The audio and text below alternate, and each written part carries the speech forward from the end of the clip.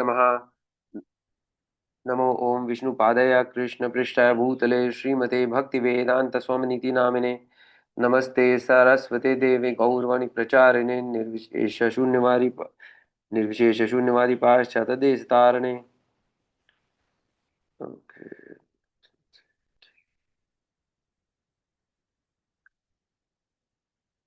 जय श्री कृष्ण चैतन्य प्रभु नित्यानंदा श्री अद्वैता गदाधरा शिवसादि गौर भक्त वृंदा। हरे कृष्ण कृष्ण कृष्ण हरे हरे, हरे Ram Ram Ram Hare Hare.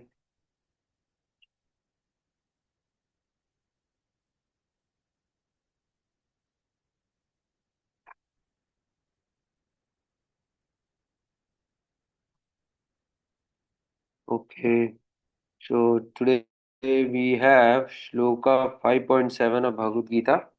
Um,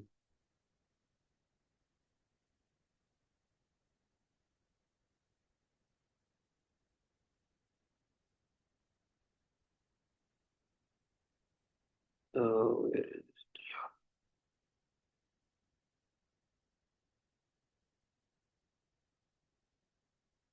okay, I'll try to share the Shloka from online.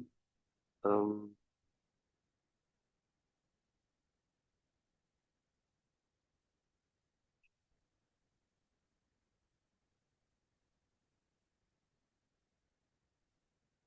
are you able to see the Shloka?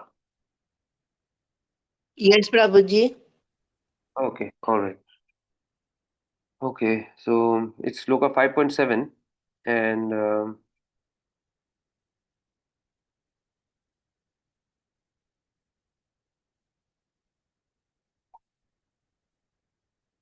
yeah. Uh,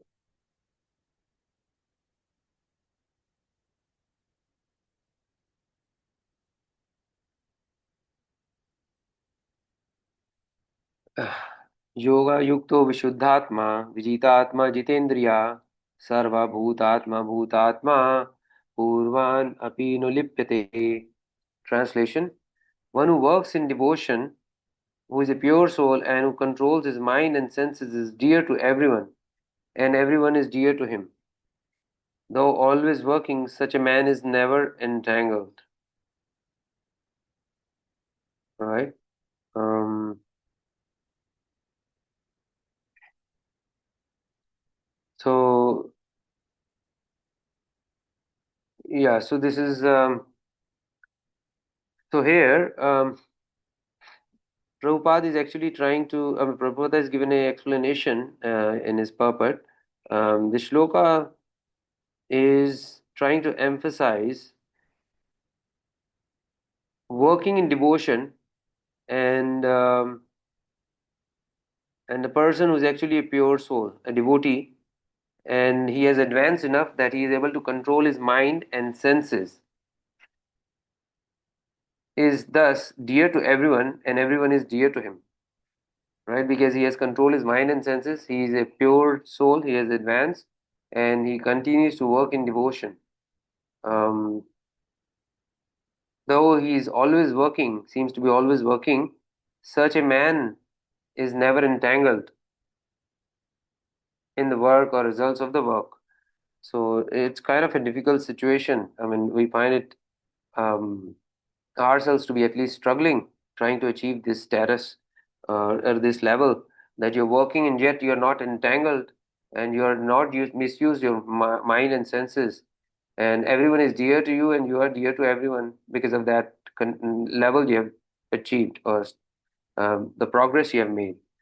So elsewhere Prabhupada has actually also emphasized in Bhagavad Gita and Srimad Bhagavatam as part of his purports that renunciation, we actually tend to look at it as renouncing everything we see in this world, or whatever we had, we try to shun it away or renounce, and and that's the kind of image we have of renunciation. We say that the person is actually a sannyasi as he renounced everything, worldly objects and association and everything. But Prabhupada here is often many times emphasized yukta vairagya, right? So we'll see the difference how it is. So the renunciation through wisdom. So Prabhupada says that persons who act in this way um, become progressively detached from matter and attached to Lord Krishna's devotional service. So here we are talking about detaching from material, but at the same time we have to attach ourselves to the spiritual, right? So how will that happen? So person has to be engaged in Lord Krishna's devotional service. That's the spiritual part. So once you are attached to the spiritual part, you are actually detaching yourself from the material part or material objects, because you see things rightly, as we mentioned earlier, Yukta Vairagya. You see that everything belongs to Krishna, whether it is spiritual or material. Material is also from Lord Krishna's material energy. So thus understanding this, once you have this wisdom, once you have this knowledge that everything comes from Krishna and it should be engaged in the service of Krishna, that's the right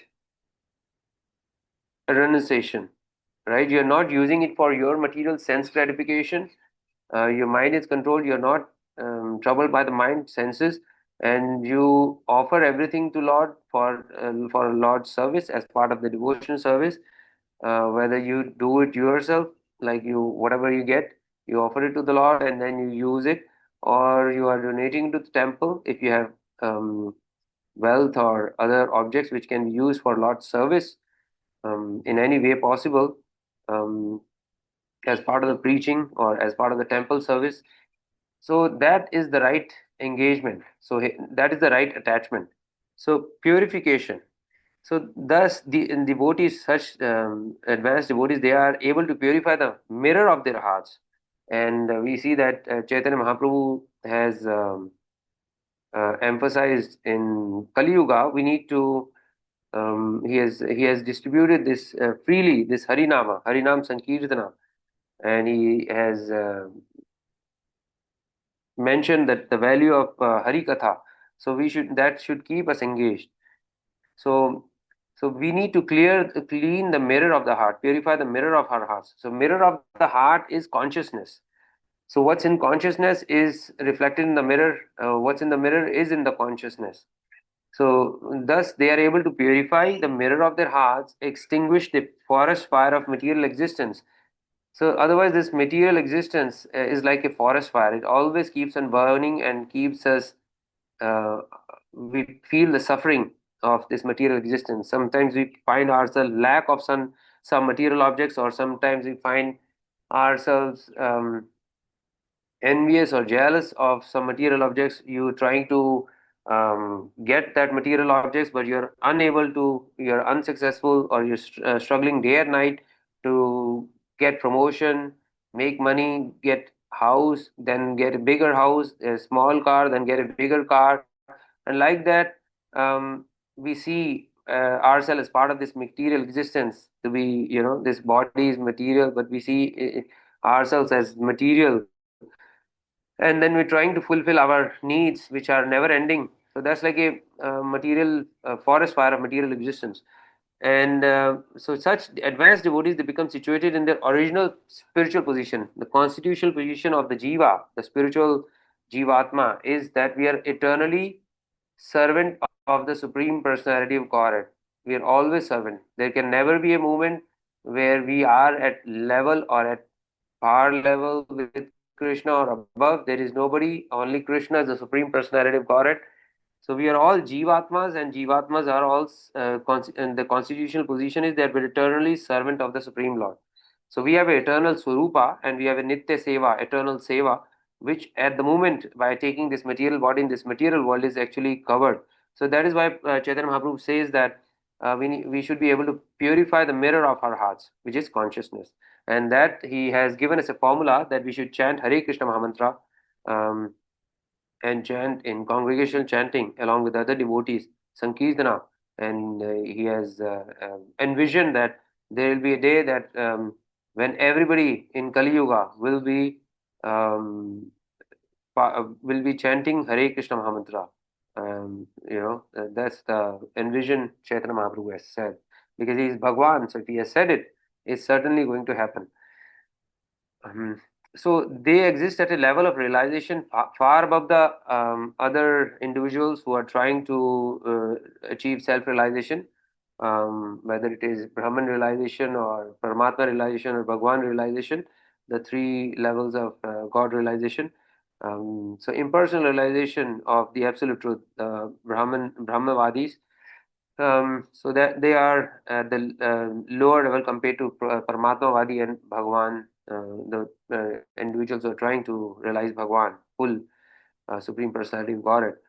So, so, so these devotees or bhaktas, um, they are at a level of realization far above the impersonal realization. They are above that of absolute truth, realization of absolute truth as impersonal realization. And so, individuals who are struggling for that, um, they are inferior or comparatively less than less advanced compared to people who are trying to devotees are trying to who are devotees or bhaktas of Supreme Personality of Godhead, who are trying to realize the form of the Lord. But for they are free from the contamination of vainly trying to merge with the Supreme, right? So Prabhupada calls it vain effort, trying to usurp his absolute position. They think that they can be at the level one day at level with the Supreme Personality of Godhead once they achieve Brahman realization, which is actually illusion. They can never be at par with the Supreme Lord. They are eternally jivas and they will remain jivas. Um, so they never. So these devotees who are trying to achieve Bhagwan realization, that level of realization, they never fall from the stage of consciousness. Um, so absorption, fully absorbed in their own transcendental identity. They know that their constitution is their servant of the Supreme Lord, and fully absorbed in that own transcendental identity, they are the complete masters of the senses. So absorption. So here, awareness of their constitutional position, that they are eternal servant of the Lord, that is their real identity, their real ego. Um, and thus they are able to engage their mind and senses in the service of the Lord. So this is what Prabhupada means here. Um, so they are perfect persons to rule this universe, right? This material universe. That is the level of ability Prabhupada says. So if they so desire, and they alone bring good fortune to everyone, because they have realized that this is the constitutional position, and they want to help others also achieve this level, progress in their life, and not get stuck in this mundane material existence, in any form of illusion. So they try to share this with other individuals, other human beings. The conditioned souls, however, are unable to benefit the world in any way. Now, in the conditional state, no matter what level, wherever you are, if you are not sharing the real thing, that is spiritual advancement or spiritual knowledge, or helping others progress spiritually, achieve that spiritual progress, then in conditioned state, no matter what money you give, what hospitals you open, or wells you dig, give free food and all that, that is not going to help benefit the world, because this activity or whatever you're giving is in three gunas, satogun, rajogun, tamogun, and it will keep that individual stuck in those three gunas. The only real thing to do is give them formula, or give them spiritual knowledge, or Bhagavad Prasada, or Hari Katha, or Hari Nama, so that they can pull themselves out of this material existence of illusion. That is, they make spiritual progress. The purified rare souls continuously perform karma yoga and are always in a liberated state. And there are those who live and act in a manner exactly opposite of that of the pure souls, who are constantly acting in karma yoga. So such fruity workers, they have no connection with the Supreme Lord Sri Krishna, because they are using their senses for their own sense gratification. So they cannot cleanse their heart of material contamination. So even if somebody renounces some worldly object, there is no guarantee if he that in future he will not be that his senses are so strong that in future, when because of his prarabdha karma, such situation comes that he will not engage in senses in material sense gratification at a later stage. There is no guarantee. So the right thing is to engage, understanding our constitutional position and engaging everything, whether material, spiritual, in the service of the Lord. That will save us from any fall down or any situation that arises. So otherwise, individuals, they are slaves of their sensual urges and spending their time in gratifying their senses according to their own whims. So yeah. So here yoga yukto munir brahma na chirane adik gachati in the previous shloka, one of the previous shlokas. But one who is dovetailed with Krishna consciousness, even though he is at home, he will be he can still make progress by engaging his senses in Krishna's service. So here, this ongoing discussion between Arjuna and Lord Krishna. Um, so the Lord is trying to say that you are thinking that instead of fighting and killing your kinsmen, you prefer to beg, right? That's what Arjuna concluded, that rather than killing, fighting his own kinsmen, his relatives, friends, and acharya, guru who taught him, and all those family members, you instead of that you prefer to beg. Now Arjuna is a kshatriya. That's not his dharma or his duty to beg. His dharma is to fight when situation calls for it. That's kshatriya. So you do not want kingdom. Lord Krishna is telling Arjuna, you don't want kingdom, but that is not a practical proposition because he's a kshatriya, right? So rather than trying to, so rather try to understand why you have to fight. What is the cause? Cause was that all the adharmic individuals were, by divine arrangement, by Lord Krishna's divine arrangement, they were assembled into one place in Kurukshetra, and they were all going to uh, leave this body, change this body. Although they are spirit souls, they will continue to survive, live. They might take birth again in higher planetary systems or lower planetary systems, or back on Earth, but they will continue to. The soul never dies, so that's just a change of dress. And when they die, they burn your past karma, sins, offenses, everything, whatever um, led to such a dharmic um, level in the world at the time. So that was Lord's plan. Um, so Lord is trying to say that he is trying to give him Arjuna a hint. You will have to fight for Krishna consciousness. That is his supreme duty. Lord Krishna himself is telling him to do so. So simply by leaving, simply by becoming a mendicant, it will not help you. So sannyasa, renouncement of this world, not by artificial dress, but by real renouncement, is described herein as yoga yukta, which means we have to stay in the Krishna consciousness. We don't leave everything. We don't leave spiritual progress. We don't leave spirituality. We don't leave Krishna consciousness. That we attach, that we take. What we leave is material consciousness, material engagement of our senses. So that is the change that will happen. So then we can renounce. Otherwise, it is not possible. Detachment from material and attachment to the spiritual, engaging everything in Krishna's service. Um, so yoga yukto muni, that person, very nicely and easily at once realizes Brahman.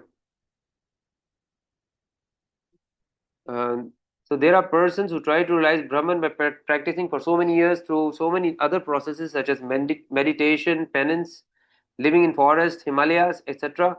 But if one is intelligent enough, especially in Kali Yuga, and is always thinking that everything has got connection with Krishna, whether material or spiritual, everything comes from Lord Krishna's energy, and thus it should be utilized for Krishna, then that person is Yoga Yukta. Yoga Yukta. So Yoga Yukta is engaging in devotional service. So and Brahman realization, Brahma Bhuta is within my hand, and my Brahma Bhuta, Brahman realization is within my hand. That is how it is possible. Vishuddha and one who is dovetailed in such a way, he is Vishuddha. Vishuddha means pure, Atma means self. So in pure self. So when we think that I am the enjoyer, that is my Atma is covered with dirty things. So there is an illusion which covers our identity and gives us an identity that I am the enjoyer. So I should use my mind and senses in my own sense enjoyment.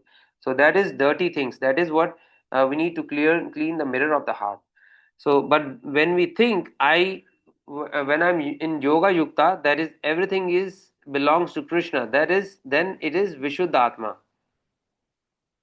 pure self, pure identity. So the person can be in that level when he knows the fact that I'm not the proprietor of anything and I'm not the enjoyer of anything. It is actually meant for Lord Krishna. He is the actual enjoyer. He is the actual proprietor. Everything is his energy. So I'm allowed to enjoy whatever is sanctioned or allocated to me. And by free will, by independence, I rightly engage it in serving the Lord. So that is the right thing to do.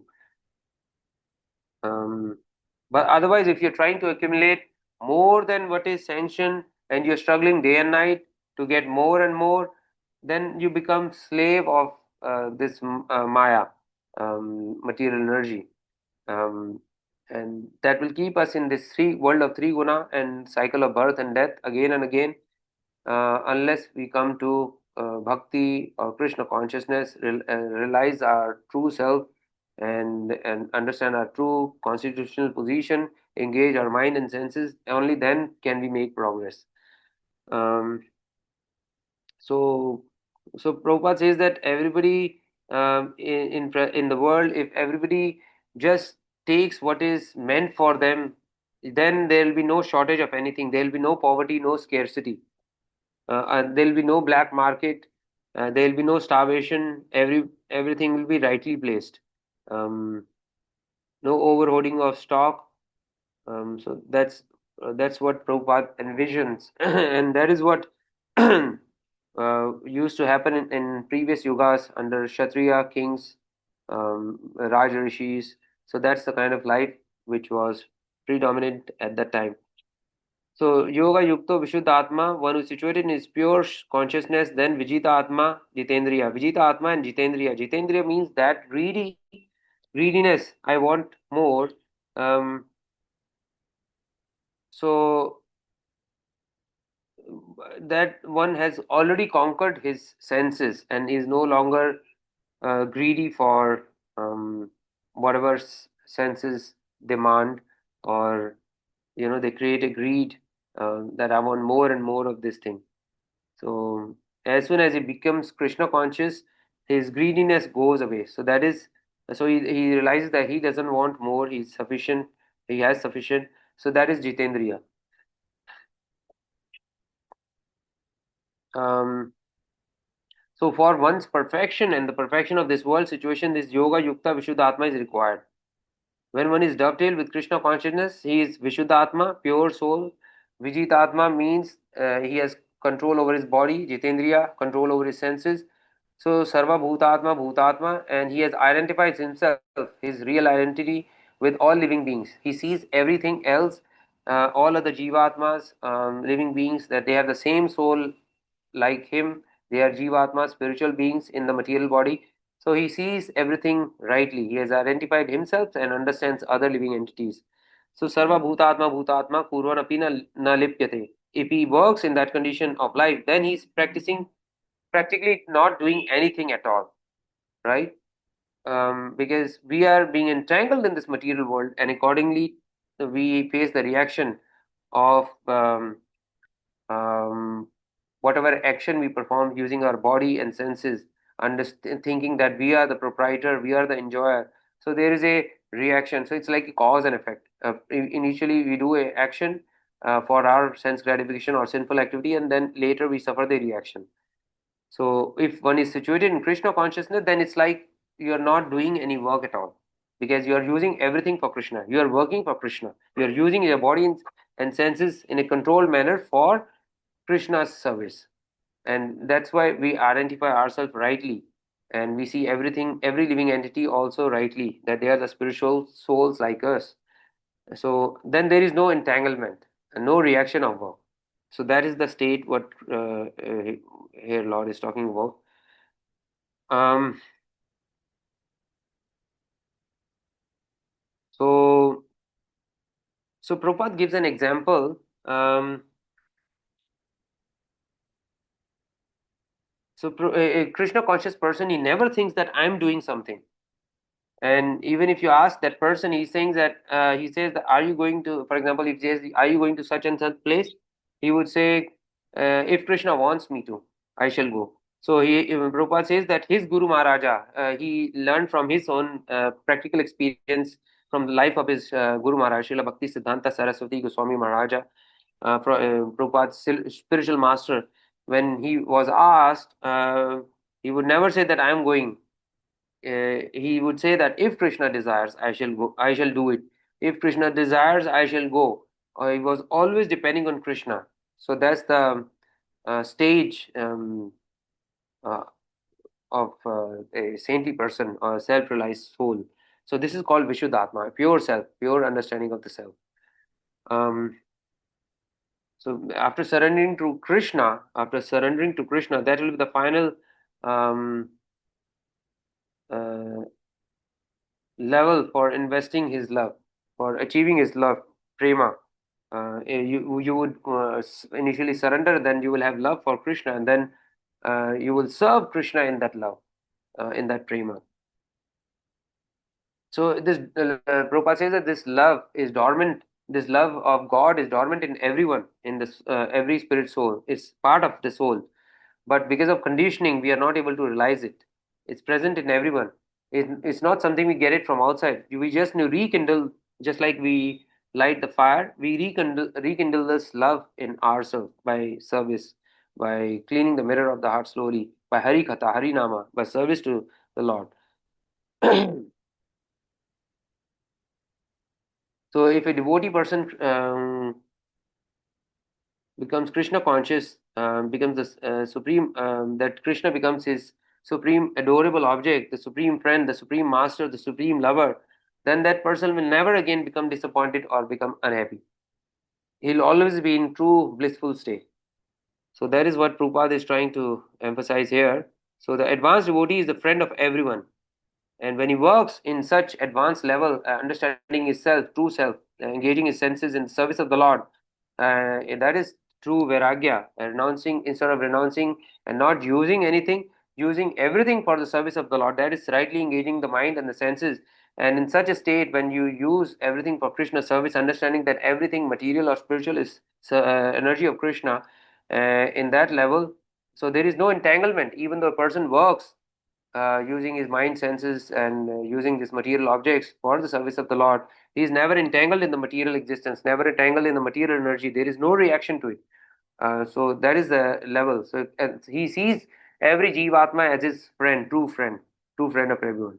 So this is what Prabhupada trying to emphasize the true meaning of Yukta Vairagya. This is what Lord Krishna is trying to tell Arjuna when he wants to renounce everything and not fight, and not perform his duty, and not serve Krishna, not fight for Krishna, but become a mendicant or renounce everything. So this is where Lord Krishna is trying to tell him the true meaning of renunciation and what is his duty. Um, how there will be no reaction even if he fights as a Kshatriya and kills the opponents. There will be no reaction. So, so this is what Prabhupada is given his explanation.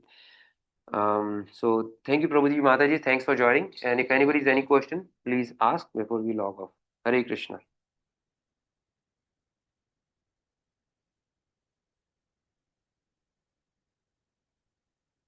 Hare Krishna. Hare Krishna, Prabhuji, Dandavat Pranam. Pranams to everybody assembled. Hare Hare Krishna. Krishna, Prabhuji, Dandavat Pranam. Thank you, Prabhuji. Hare